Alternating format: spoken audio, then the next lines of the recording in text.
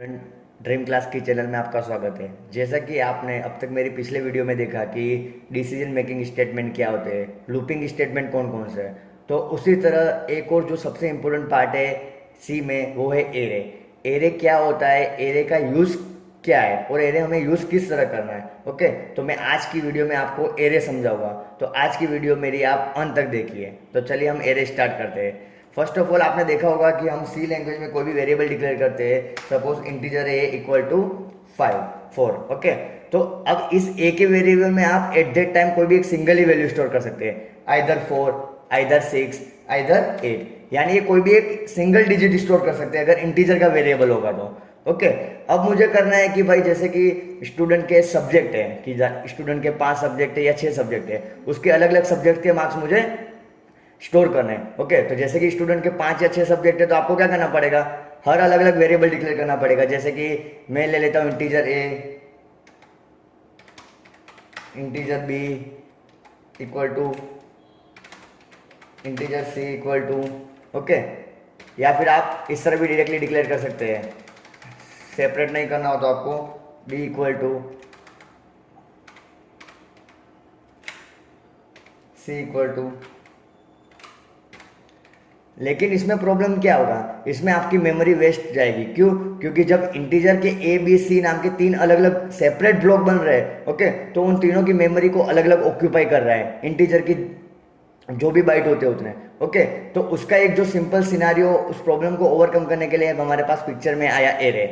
हम क्या करेंगे, हमें आपको जितने भी वेरिएबल्स मतलब यूज करने हैं तो आप उसका एक सिंपली एरे बना देंगे। ओके, जैसे कि मुझे 5 वेरिएबल डिक्लेयर करने हैं, 5 वेरिएबल डिक्लेयर नहीं करना है, हमें सिंपली उसका एक एरे क्रिएट कर देना है। मतलब क्या होगा, जैसे कि मुझे ये सब्जेक्ट का नाम चाहिए था, ओके, तो मैं यहाँ पे सिंपल इंटीजर ए, अब एरे की साइन है स्क्वायर ब्रैकेट, मैंने यहाँ पे 5 डिक्लेयर कर दिया।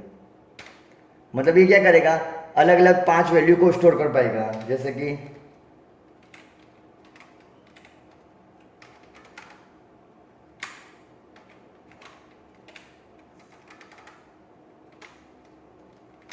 ओके,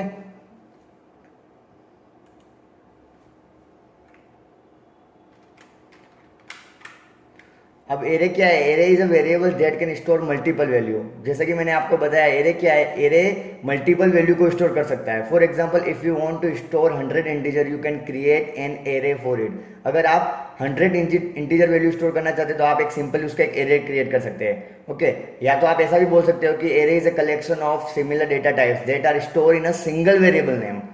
क्या मैं कहना चाह रहा हूं कि एरे क्या है, एक एरे एक वेरिएबल है, ओके, जो क्या करेगा, मल्टीपल वैल्यू स्टोर करेगा। एरे एक वेरिएबल है जो मल्टीपल वैल्यू स्टोर करेगा इन अ सिंगल वेरिएबल नेम। अगर यहाँ पे मुझे 45 प्रिंट करना था तो आप यहाँ पे बी को प्रिंट करवा देते, 67 प्रिंट करना था तो आप यहाँ पे सी को प्रिंट करवा देते थे। ओके, लेकिन आपके पास इस तरह अबे इसमें ए बी सी कोई नहीं है, आपके पास सिंगल वेरिएबल नेम है। Okay, single variable with the same data type. मतलब ये एरे यह कहना चाह रहा है कि अगर आपने इंटीजर ए बनाया तो आपको सारी जो वैल्यू इंटीजर की प्रोवाइड करनी पड़ेगी। मतलब array is a collection of more than one value. Array क्या है, collection of more than one value, मतलब एक से ज्यादा वैल्यू का, that are store in a single variable name. वो क्या स्टोर कर रहा है, सिंगल वेरिएबल नेम में with the same data type. Okay, देखिए जैसे कि मैंने यहाँ पे इंटीजर डेटा, अब एरे को पहचानने के लिए आपको स्क्वायर ब्रैकेट यूज करना पड़ेगा। स्क्वायर ब्रैकेट में 100 सेमीकोलन। ओके, जिस तरह हम सिंपल वेरिएबल डिक्लेयर करते हैं उस तरह एरे भी डिक्लेयर कर सकते हैं। यहाँ पे आपके पास जो 100 है वो आपकी साइज है। यहाँ पे आप उसकी सिंटेक्स लिखना चाहोगे तो इंटीजर वेरिएबल का नेम, उसके बाद यहाँ पे साइज उसकी। ओके, आपको साइज प्रोवाइड करने की आपको कितने नंबर ऑफ वैल्यूज चाहिए, और यहाँ पे आपके एरे वेरिएबल का नेम। अब ये एरे को रिप्रेजेंट किस तरह किया है, जैसे कि मैंने सपोज मेरी यहाँ पे आप सपोज 5 साइज है मेरे। ओके, तो एरे की इंडेक्स वैल्यू हमेशा 0 से स्टार्ट होगी।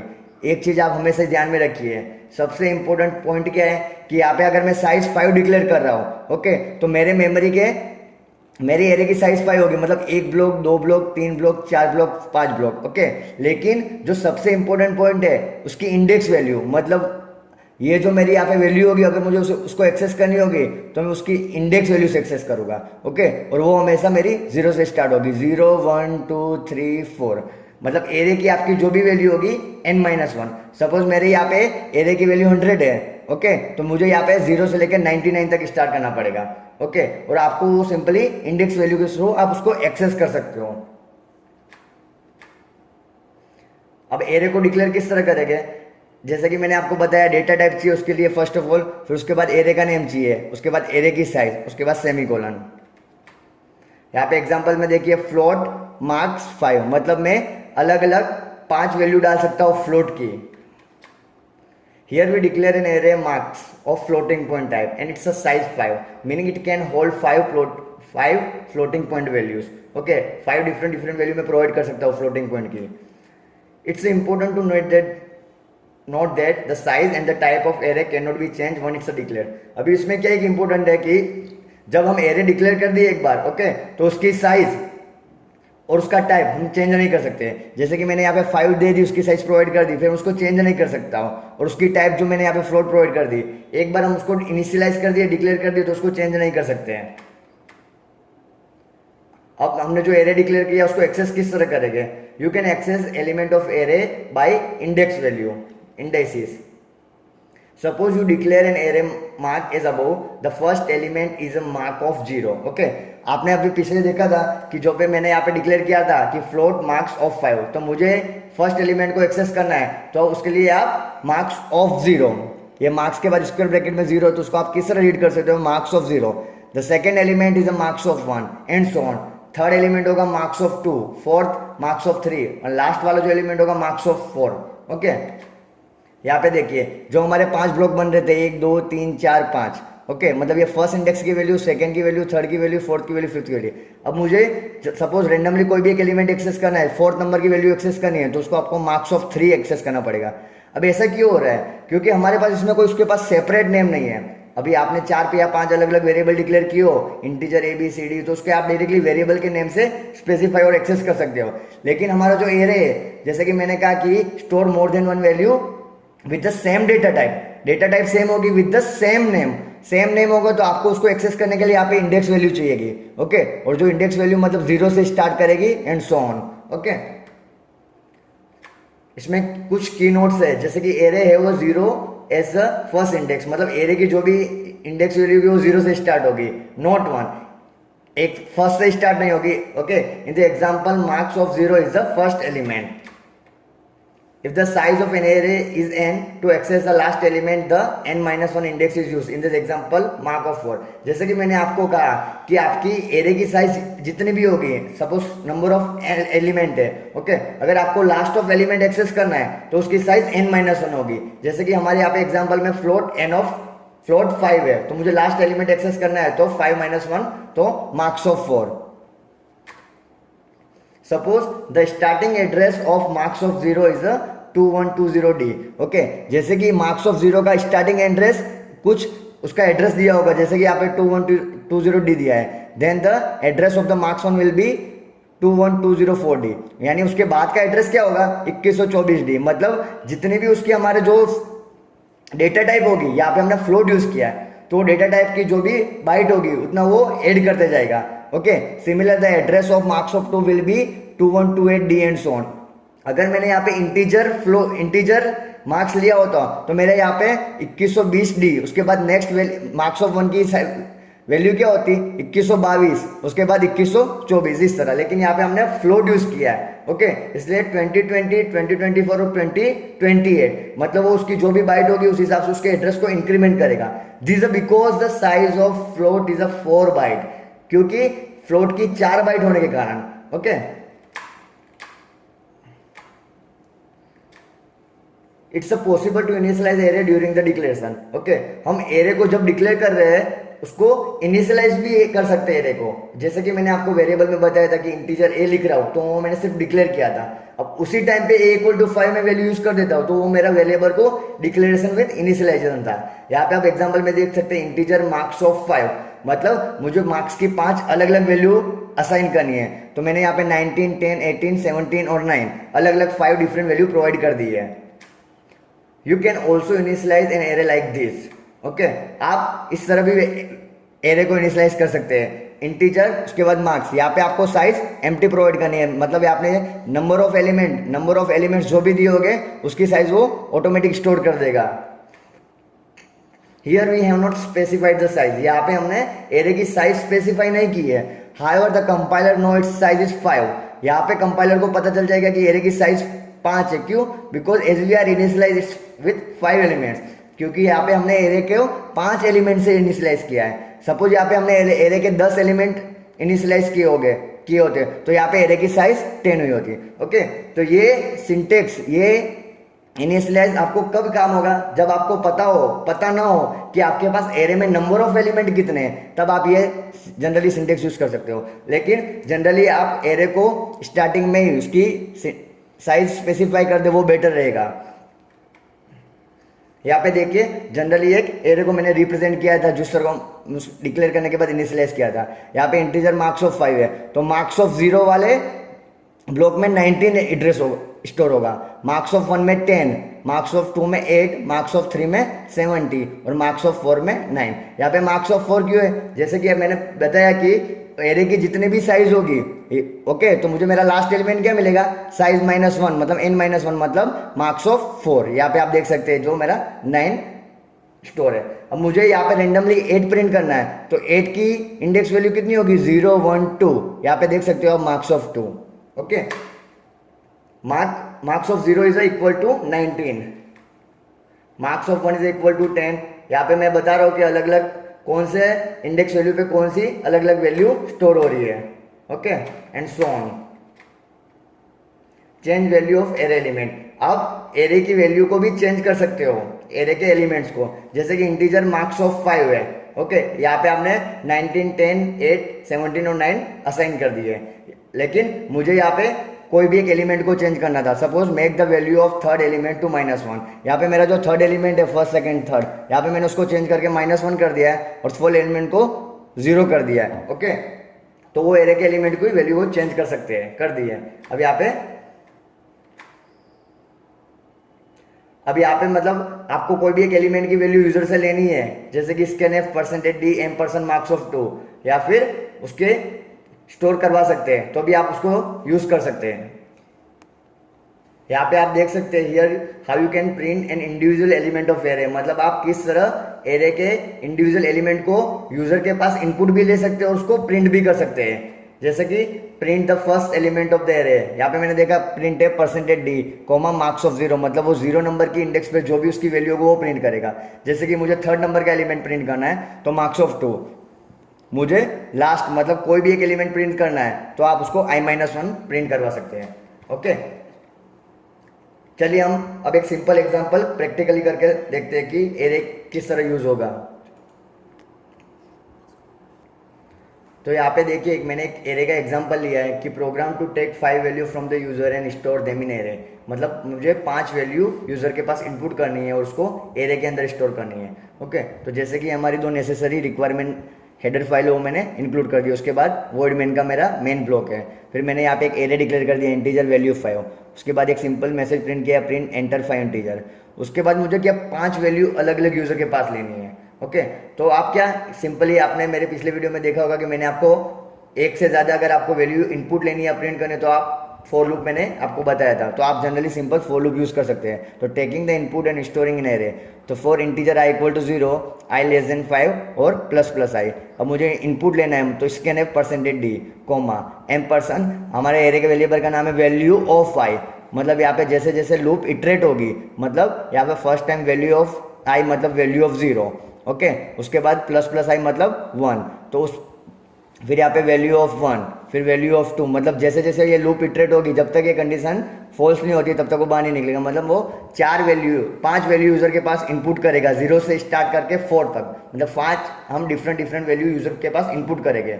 ओके, जैसे ही वो इनपुट करेगा उसके बाद printf डिस्प्लेइंग द इंटीजर, ये मैसेज प्रिंट करेगा। और यहाँ पे आपने जो 5 डिफरेंट वैल्यू यूजर को इनपुट करवाई है वो एज इट इज प्रिंट करवाने का मेरे पास ब्लॉक कोड लिखा है कि for integer i = 0, i < 5, i++, print है %d /n value of i, मतलब न्यू लाइन में जो भी आई की वैल्यू हमारी इंडेक्स वैल्यू पे प्रिंट हुई होगी, इंडेक्स वैल्यू से एक्सेस की हमने, जो भी उसकी वैल्यू होगी रिलेटेड वो प्रिंट करके बाहर निकल जाएगा कंडीशन फॉल्स होने पे। ओके, और गेट स्टेज मतलब प्रोग्राम का आउटपुट डिस्प्ले होगा। यही प्रोग्राम मैं आपको अच्छे से प्रैक्टिकली करके समझाता हूँ।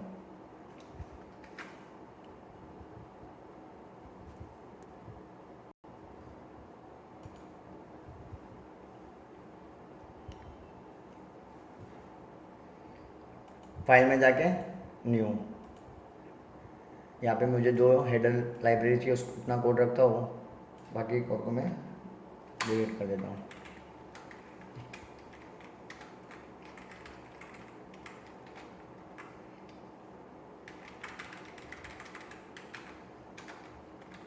यहाँ पे मैं इंटीजर, जैसे हमारे का एरिया का नाम ले लिया मैंने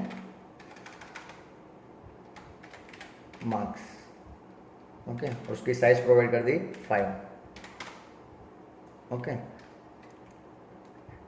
यहाँ पे मैं स्क्रीन क्लियर करवा देता हूँ। अभी मुझे क्या करना है कि 5 अलग अलग वैल्यू यूजर के पास इनपुट करवानी है। ओके, तो आप फॉर लूप यूज कर सकते हो। For integer I equal to 0, i less than 4, i plus plus.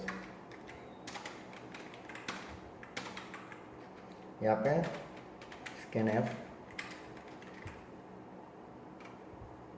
Percentage D comma ampersand, हमारे यहाँ पे इक्वल हमारे एरे वेरिएबल का नाम है मार्क्स।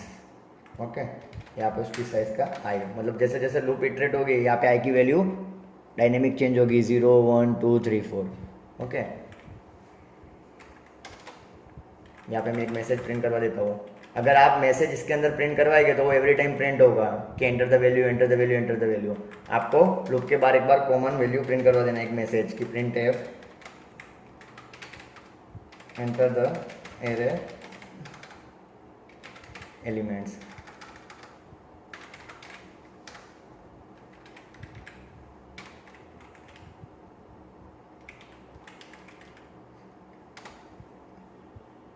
अब यहाँ पे मैंने 5 एरे के एलिमेंट इनपुट ले लेते हैं। जो एरर आ रही है कि स्टेटमेंट मिसिंग, यहाँ पे सेमीकोलन रह गया है। ओके, यहाँ पे मैं एरे के एलिमेंट इनपुट कर रहा हूँ।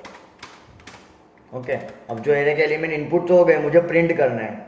ओके, अगर आपको प्रिंट, अभी तक आपने सिर्फ उसका इनपुट ही लिया है, आपको अभी प्रिंट करना है तो मैं यहाँ पे उसको प्रिंट कर दूंगा। ओके, तो मेरे पास मुझे एक एलिमेंट प्रिंट नहीं करना है, मुझे जितने भी एलिमेंट मैंने यूजर के पास इनपुट लिए मुझे सारे के सारे एलिमेंट प्रिंट करने हैं। ओके, तो आपको वापस फॉर लूप यूज करनी पड़ेगी।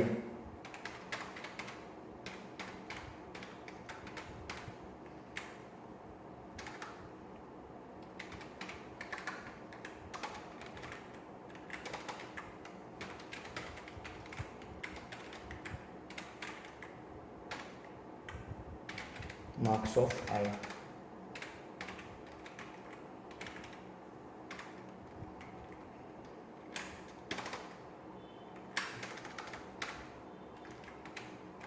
देखिए मैं यहाँ पे जो एरे के एलिमेंट इनपुट कर रहा हूँ, एक second,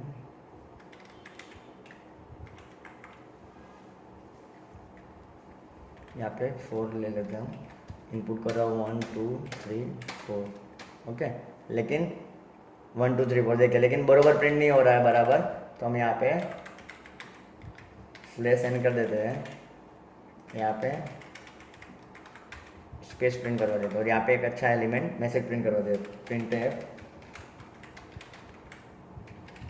array elements are slash N. यहाँ पर आप 5 ले लो, नहीं तो आपको 4, या तो 4 लो तो आपको इक्वल टू यूज कर देना पड़ेगा, लेस देन और इक्वल टू। ओके, ये भी चलेगा, या फिर यहाँ पे रहेगा 5 ले लो इस तरह में। ओके, 4, 7, 8, 3, 9। देखिए 4, 7, 8, 3, 9, मतलब आपने जो भी एरे के एलिमेंट लिए वो एज इट इज प्रिंट हो गए। ओके, इस एरे को मैं आपको और भी डिटेल में समझाऊंगा। मतलब यहाँ पे देखिए मैं जितनी भी रन कर रहा हूँ वो फिक्स 5 साइज ही इनपुट कर रहा है। ओके, तो हमें किस तरह डायनेमिक साइज यूजर के पास इनपुट करवानी है। ओके, अगर आपको एक सिंगल एलिमेंट भी प्रिंट करना है, मतलब आप चाहते हो कि आपको सारे एलिमेंट प्रिंट नहीं करना है, आपको कोई भी एक रेंडमली एलिमेंट प्रिंट करना है, तो भी आप प्रिंट करवा सकते हो। ओके, मतलब आपको नंबर ऑफ एलिमेंट यूजर के पास प्रिंट करना है या फिर कोई भी आपको स्पेसिफिक एलिमेंट प्रिंट करना है, मतलब आपको पूरा डायनेमिक प्रोग्राम बनाना है, तो वो भी मैं आपको आने वाली वीडियो में बताऊंगा। तो मेरी वीडियो पसंद आई हो तो आप वीडियो को लाइक कीजिए, शेयर करिए और सब्सक्राइब करना ना भूलें। धन्यवाद।